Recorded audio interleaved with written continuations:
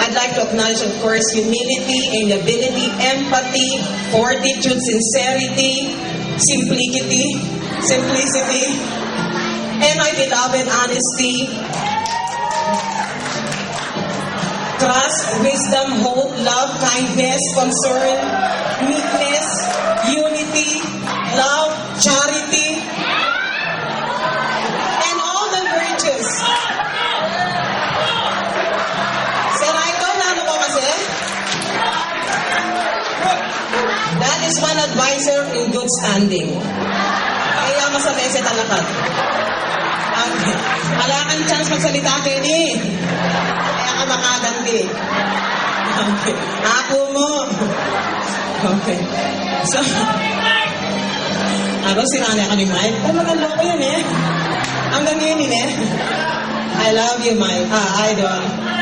Wapin. Kumapari kayo yan eh. Pinagin ako itong dilanan din eh.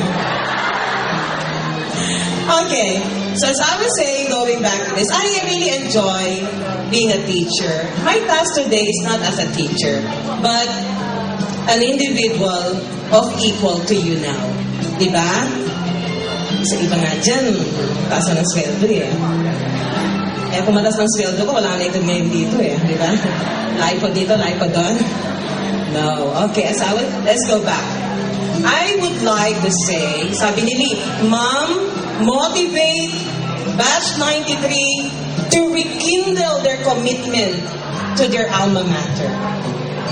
This is the start. You have just started rekindling the flame. Let the torch keep on burning. Pass it around. As an Angelian, we are supposed to be morally upright, just, and humane. Because as my philosophy and my teaching, what do I follow? I always see to it that after one session of a lecture, I will leave my students feel like a human being. Not like wild animals. But look at you.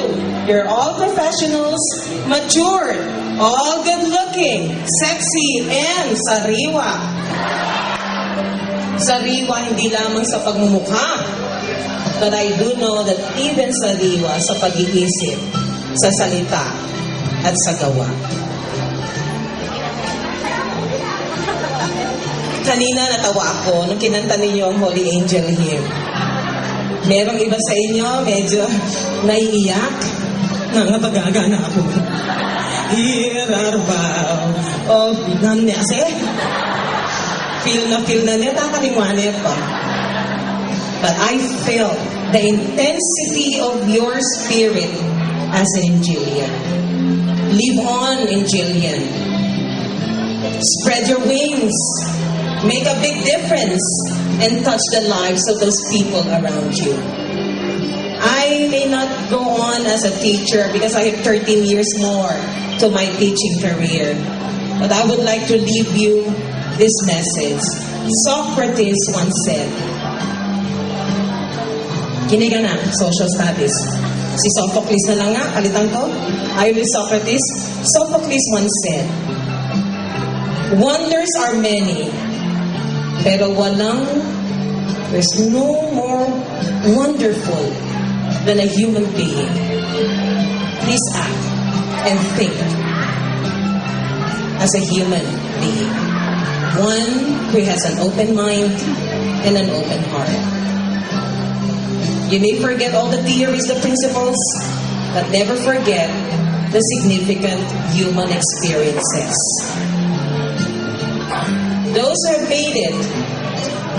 made it, kudos, congratulations.